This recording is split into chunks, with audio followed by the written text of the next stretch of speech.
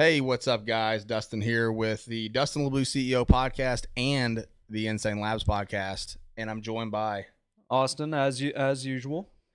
And look, we got a special guest today. It's actually our first guest, and it is the man, the myth, the motherfucking legend, Raymond motherfucking Wood. Raymond, I've never had an introduction like that before.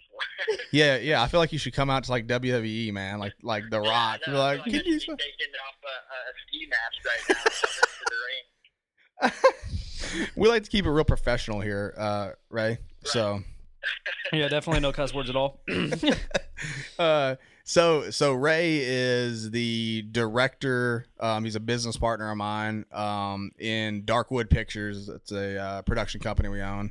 And he directed the film The Canadoo, which we want to talk about today because this thing releases September 1st on iTunes, and it's for pre-order like right now. So you can go pre-order it. So, Ray, I guess first question, man. I guess kind of go into The Canadoo and maybe like your experience and what made you take this film on, Yeah, well, I mean, I love making films, right? And for the longest time, I was working on a bunch of commercial stuff, and I had done some short films, and it'd been a long time since I had done a real feature film.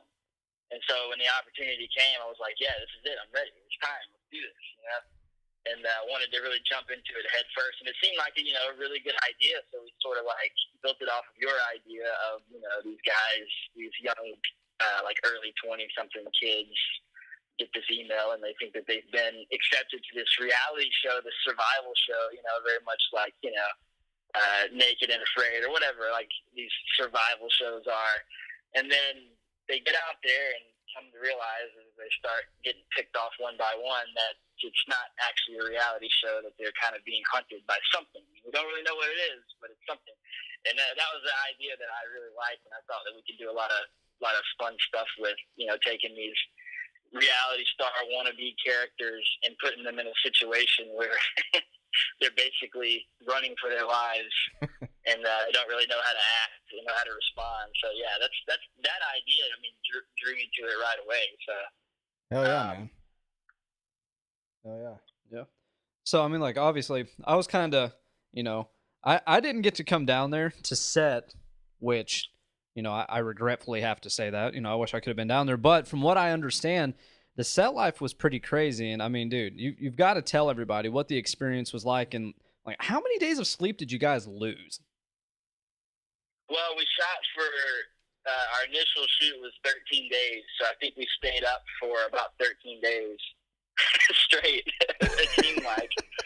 But it was, it's filmmaking is notoriously an industry where you work long hours, and especially when you are on an independent film and you have less time and less money to work with. You're squeezing a lot of stuff into as little time as you can to get it all done efficiently. So yeah, we were shooting this whole film in 13 days, which is kind of virtually unheard of, unless you're shooting everything in one location.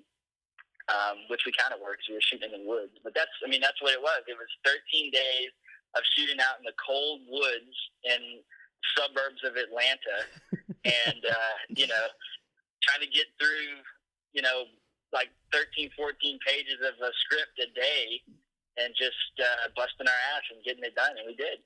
I think we literally saw I think we started seeing shit in the woods, and like there was somebody shooting a gun at one point. I remember that distinctly, and I was like, we're going to get killed out here. Oh yeah. There was definitely a gun. Like that's a true story. There were gunshots going off while we were filming. Like at any point, did the days and nights like just start to blend together? Like did you? Oh, yeah. Like did you just essentially like lose track of time at any point? Well, I'm already like I already half of the time don't know what day of the week it is, just in general. So when you're doing that, when you're working 18 hours straight, and then going back to watch the footage that you just shot for another couple of hours, and yeah, eventually you walk outside and you're like, wait, the sun's out right now? How did this happen? So Ray, this is something really cool. But so before I went down to be on set for the Canadoo, I didn't understand, I guess, the process of like setting up cameras, all this kind of stuff. Can you walk us through you know, like what a typical day on the set of the Canadoo would be like even after hours, like you said, you know, after you got done filming, we went and watched the footage and kind of broke it down and even colored it and all kinds of stuff. Can you break that down for us? Yeah, absolutely. So a typical day would look something like we show up at, say, 6 a.m., and the grip and lighting department, they go out and they start lighting the scene. So they're throwing up lights, they're putting up, big diffusion things to sort of block out the sun where we need to. So there's a lot of work that goes into that you don't see on the screen. Just off screen, we've got all these lights and stands there. And so that takes about an hour or two. Then we set up our cameras, and then we bring in the actors, and we start to figure out, the blocking, which is like where they're going to move and where they're going to say their lines, and then we start shooting. And then, so that's 2 hours into the day, and then we shoot maybe an hour per shot, because you have to do it till you get it right, and then you have to break everything down and move your camera around. And when you're shooting a scene, you're shooting it from, a lot of different angles. A lot of times you're shooting it from 5 or 6 different angles at the very least. And so that takes about 6 hours or so to shoot one scene. And that probably blows a lot of people away, but that's kind of the way it's done, right? So then you shoot a scene, you break for lunch, you go back in and do the same thing again and shoot another scene. Then you wrap. If we started at 6 a.m., we're going to wrap probably around 6 p.m. right before the sun goes down. So we're using all the sunlight that we can. And then we're going from there back to our computer to watch all the footage that we shot that day. And so when we go in to edit it, we already have an idea of, this take was good, this take was no good, trash it, throw it away, this take could go on a blooper reel, those kind of things we're going through. And we're doing all that in a day. So a day ends up being easily 16, 18 hours just doing the work, and then you're right back at it again the next day. And then it gets really tricky when you start shooting overnights like we did on this, where you have to swap that schedule to where you're starting at like 6 p.m. and you're wrapping up around 6 a.m. and your sleep schedule gets completely thrown off, and you start to think that, there's a Sasquatch following you around everywhere. I can remember, man. I remember we were shooting, golly, what scene was that? One of the night shots, and I remember we shot during the day, then we had a night shoot the next night, and we didn't sleep. So we shot the night, we did the whole night shoot, stayed up the whole rest of the day. And I remember then we had a night shoot the next night. So my family was in town. So I was like, I didn't want to sleep, while they were there. So I stayed up the whole time. And I remember, dude, it was like 3 days straight. And I know you, me, and then Randall, another one of our business partners, I know we were up for 3 days straight. And that has got to blow people's minds. I don't think I even understood how much went into making a film, like the correct way. Let's put it that way. No, dude. Yeah, exactly. Yeah. And I mean, that's the truth of it. I mean, I think we had that one day where we had to travel down to the swamp, which was like, 3 hours south of Atlanta or more, maybe. Yeah, where we literally wrapped, jumped in a car, drove down there, then shot that morning, and then shot there again and drove right back. It was insanity. That's the day. That's exactly what I'm talking about. It was one of those days. That day was thrown in there, and I can't even remember, man. It was like, wow, this is totally nuts. And there was an alligator. There was an alligator that hung out and watched us film the whole time. Yeah. He didn't do anything. He just sat there and watched us film. And you know what was sad? I can remember we were all so tired and stuff. We were trying to play with the alligator's tail. That was stupid. Yeah. That was dumb. I got photos of this alligator no right there. Human being would do this, but we didn't know any better. Dustin, Yeah. I was gonna say, man, I remember you you sent us a picture of how tired you were, and you sent us this picture, and I swear to God, you had these solid black rings around your eyes, and I was like, dude, you don't look good, man. When's the last time you slept? I think we were filmmaking is not for the timid, man. No, man, I swear we were genuinely concerned for your health while you were there. But man, I didn't know you guys were playing with an alligator. That just makes it so much better. Yeah, I think Chris Piner, the writer, actually did go pet it or something. He went and pet an alligator. Oh my God! So outside of the Canadoo, right? What kind of other movies have you worked on, man? Well, I mean, I did a couple of movies a long time ago. Like I made a horror film like around 2006 that went into festival. It went into a festival, and it was terrible. I'll upfront say it's horrible. And but it got into a festival, so I just thought it was hot shit, right? And I was like, oh yeah, this is great. I'm going to be famous. And then I jumped right in and started making another movie, and that movie just went absolutely nowhere. It was like this like romance, like Lifetime Channel love story thing that I was like, oh yeah, we're going to get on Lifetime Channel. This is going to be great. It went nowhere. It was terrible. I mean, like the acting was great, but like I didn't know what I was doing. You know, I didn't know how to put together a scene. Like I was breaking all the rules of filmmaking because I didn't know any better, and it didn't do any. It didn't go anywhere, right? So I kind of like it was kind of a grounding experience, and I kind of retreated and started making just a bunch of like short films and short content that we threw up on YouTube, and then around 2012, my business partner Randall Blizzard and I started this company, RCR Video Marketing Group, which is like a commercial corporate production company. And we started doing a lot of work. It's actually how we met Dustin. It's because we were doing some branding work for Latique Nutrition at the time, right? Yeah. And so we kind of just grew from there and did a lot of that work. And but always filmmaking has been my passion. And to me, like the commercial work is gratifying and it's fun to do, but it's all about like practicing and learning for film. I always find a way to make it benefit what I want to do long term, which of course is to direct, motion pictures. Oh, dude. Yeah, completely. Now, I know this wasn't one of the questions that we initially had down, but would you equate like hands-on experience? Would you say that that's potentially better than like actually going to film school or something like that? Would you say that you learn more from being there hands-on, like on set?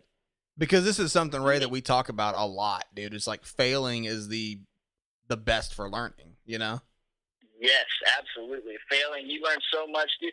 And I've always made it a point in life to, as much as possible, learn from other people's failures. But at the same time, you're not going to learn a lesson as good enough, as good as you can, if you are the one actually doing the work and making the mistakes and learning from them. And yeah, for me, I went to film school for a little bit, a couple of semesters, but it didn't take long for me to figure out that when I would go on set and work, I could learn more. Like I learned more, in 2 days on set than I did in 2 semesters of film school. And I took that to heart really quick, and I dropped out of school and just started working on everything that I possibly could. And I would go be an extra on big movies that we're shooting, and then I'd go be like a camera assistant or a grip on smaller projects. And I would just soak it all in and try to learn everything about every job on set, because I knew as a director, I want to know what every motherfucker on set is doing, and I don't want somebody to give me an excuse for why they can't do something. And they can't do that if I know. If they're like, oh, well, we can't do that. Like there was a situation on a short film that one of my first like decent short films where like I knew exactly how I wanted the shot to be. I wanted this guy to be sitting here, and I wanted the windows behind him to be just completely blown out. And so it had this like dreamy, heaven-like look to it. And we got there, and they were like, the lighting department was like, well, we can't do that. We're gonna have to. My idea was like, you just put these big, diffusion, which is basically like a white sheet above it, and then blast light into it, and it'll white the whole thing out. And they kept telling me, well, we can't do that. We can't make that happen. We got to blast the light here. We don't have enough lights to do it. And so they tried it for like 2 hours to make this work. And by the time we finally got it to look right, what did they do? They put up the fusion and blasted light through it exactly like I had said to begin with.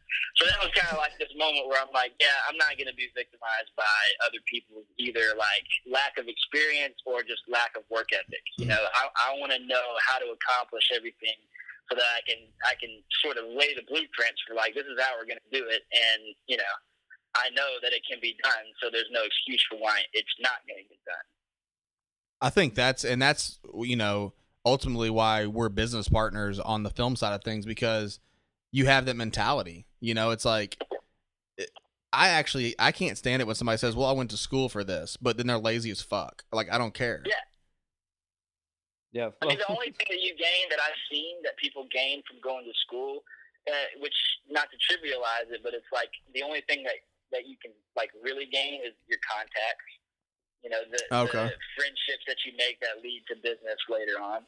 But to me, it's more valuable to just put the work in and let that stuff happen, even if it takes a little bit longer. To me, it's better to actually have that hands-on experience. That's the way that I learn. Yeah, I was gonna say, man, I would agree. I didn't gain shit from school except debt. Yeah.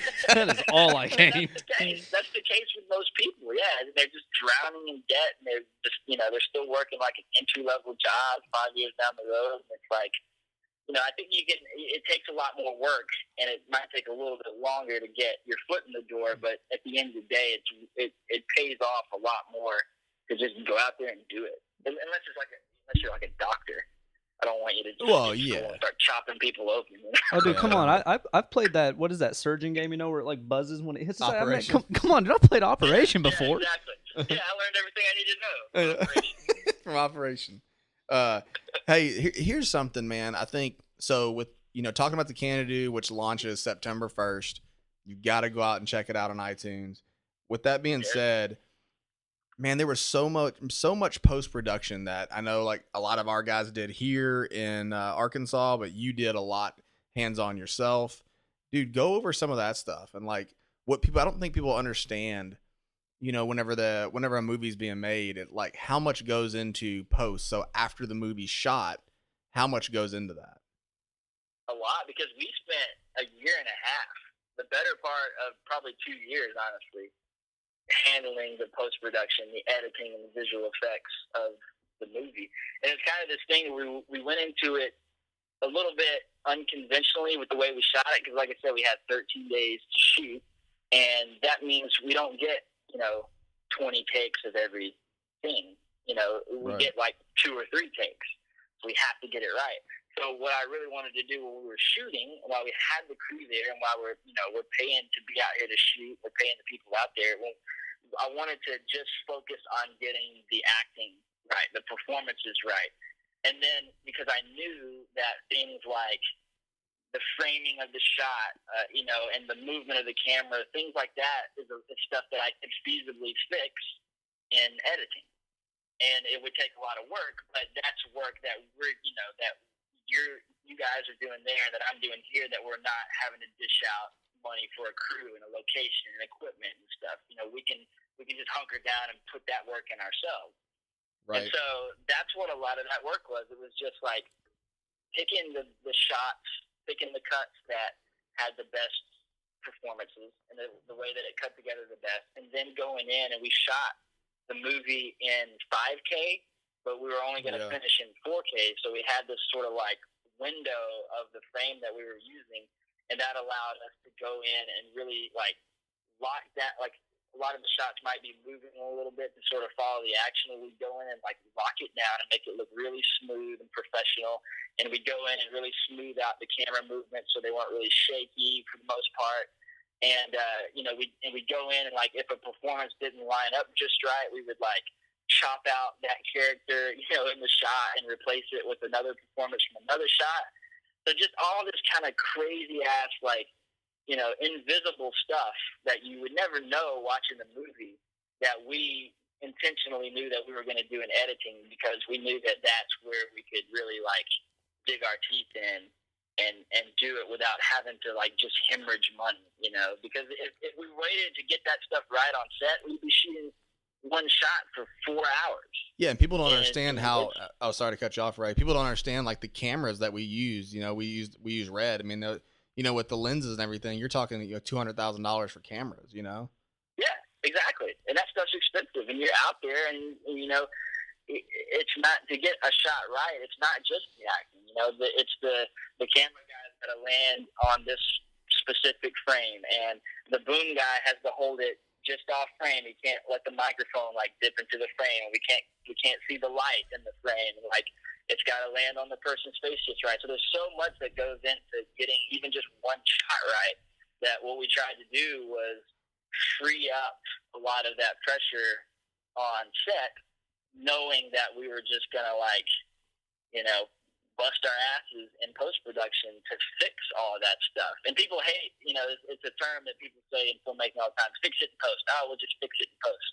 And people laugh at people when they say that, but that's because a lot of times it's done in the sense that, well, we didn't get it right here, so we'll just figure it out later. And that was not the case at all with us. Like, we knew exactly what we were going to do. Like, we knew, like, oh, we're going to take this shot, and we are actually going to fix it in post. And here's the game plan of how we're going to fix it in post. Yeah. So there's a big difference there than, you know, the face value of fix it in post. Yeah. And I don't know if anybody remembers my first ever attempt at sound editing. It was absolutely fucking horrific. But that's the thing. Like, you got to, like, you know, it's a difference between you can pay tens of thousands or hundreds of thousands of dollars to bring in, you know, professional sound designers and, you know, professional visual effects artists and all this stuff. But, you know, you can't always do that. That's not always an option for people, and it doesn't necessarily have to. You know, you can, all it really requires is just putting in the work. And when you're getting those professionals, the truth, and a lot of people won't say this, but when you're getting those professionals, you're paying them more for their knowledge and for their experience than you are for the actual work that they're going to do. So, you know, when you're hiring a professional sound designer, you're hiring the fact that they've done this 10,000 times and they're going to be able to do the work really quick, and they're going to have a library of sounds, and they already kind of done the trial and error over the last 20 years. They know what's going to work and what's not going to work, and they can get it done really good really quickly. But you know, you can still do the same thing. You just got to be willing to go in, put in the work, make the mistakes, find out what works and what doesn't work. And that's just, it's time consuming, but it can absolutely be done. You just got to be willing to, you know, again, put in the work. Yeah. And I think we found out real quick that I'm not a sound editor. Like, really quick. So it's not for everybody, I guess. Yeah. So I think this would go into maybe the, you know, to kind of wrap this up a little bit. I think, you know, one thing with all that being said, what you know, what you were just talking about, like, you know, if we were to shoot the Canadoo and we were to, you know, take all the easy way out, we could have easily spent $3 to $5 million on this film, but we did everything ourselves. So with that being said, you know, us saving money and doing everything ourselves, what could you tell like aspiring filmmakers out there or like artists or whatever, like what kind of, you know, what tips would you give them, like with post-production and pre-production, all those kinds of things? I would say stop making fucking excuses. Okay. Just get out there and do it, because so many people just trip up. You know, I work. You know, I know so many people that are just like, well, I want to do this, I want to do that, and you know, but there's always a hurdle. There's always a roadblock. There's a reason. Well, you know, I'm not experienced. I don't know how to write. I don't know how to edit. You know what? When I came out of the womb, I didn't know how to do any of that shit. And I just learned. I taught myself how to do all that stuff. You know, and it's the same in like entrepreneurship. You know, you have to go in willing to just do whatever it takes to get the work done. You know, like outside of compromising your morals, you got to be like willing to literally put in the work and do whatever it takes to figure it out. And there really is no excuse at the end of the day. If you don't know how to edit, go on YouTube, for Christ's sake, and like just look up tutorials and you can learn how to edit. You know, you don't know how to write, go take a writing class or go find somebody who doesn't know how to write and partner up with them and give them some value to help you out. So, you know, at the end of the day, there's just no excuses that you can make that I'm going to let you get away with, you know, because I've said all the excuses and I've overcome all of them. Yeah, exactly. It's like we always say, you know, on the podcast, you know, like, look, find out what you're good at, and you can't find out what you're good at unless you try it. You know, like if you end up sucking at it, okay, cool. There's a lot of other things that you'll be good at. You just got to go find those things and just really, you know, just kick ass at those things that you're good at. You know, like and like you said, failure. Like, do not be discouraged by failure. That's another big thing that I see with a lot of people trying to start out. Like when they have a failure, when something doesn't go well, they just get really discouraged and think that that's not going to work out. But you can't have that mindset, especially in this industry. Like, you got to embrace your failures and see them. You got to contextualize it and see them as learning experiences, and take what you can from them and take that on to the next project, and don't just sit here and wallow in it. You know. Well, and speaking of being discouraged, I mean, we could sit here, you and I could sit here right now as business partners and go like, man, you know, the movie industry, it's really, you know, it's locked down right now by, you know, Disney and all this kind of stuff like that. But guess what? We don't really give a fuck, because we know we have a good idea of what we're trying to do, and we have a route that we're taking that we're confident in. And I think there's something to be said for that. So it's like that goes into the excuse category of, well, we can't do it because Disney is, you know, doing this and that. Like, well, why are you limiting yourself that you can't be the next Disney? You know? It's bullshit because there's so much like we're doing self-distribution on this. And it just takes figuring it out. It takes doing your research and doing the work and figuring it out. You know, again, that's not an excuse. Oh, Disney's going to kick our ass. Well, no, that's not the case. Yeah, exactly. So, man, look, dude, I'm not gonna lie, Raymond, dude, you're a good interview, man. You can talk. I don't know. I like it. I hope so. I like it. So, I mean, that's pretty much it, man. That's all I got for you today. Like, this was really interesting, and I even learned a couple things, man. Yeah, me too. Yeah. I learned how to do an interview. I mean, dude, I learned that I need to apparently, you know, try my hand at sound editing again and maybe give it a second go, you know, like don't give up. Don't I'm going to face that. Give up. Failure is not an excuse. Take what you learn and go forward. See, there you go. There's the moral of the story. I guess I learned I shouldn't do it. So, but anyway, man, hey, thanks for being on the show. And we'll have to have you come back on for some future stuff that we're doing. And, you know, that's pretty much it, man. We appreciate it. I love it, man. Awesome. Yeah, go buy the Canadoo on iTunes September 1st. Everybody listening. Buy it, or we're gonna send our other business partner, Randall Blizzard, to come kick your ass. He's got a beard and he's bald. Yeah. He's fucking scary. Oh, and he will. Oh God, he's already ready to whoop some ass, man. So anyway, guys, yeah. So September 1st, the Canadoo. Definitely check it out. It's a phenomenal movie. Raymond did a great job here. Same with Randall. So check it out. Like I said, September 1st, and we're out.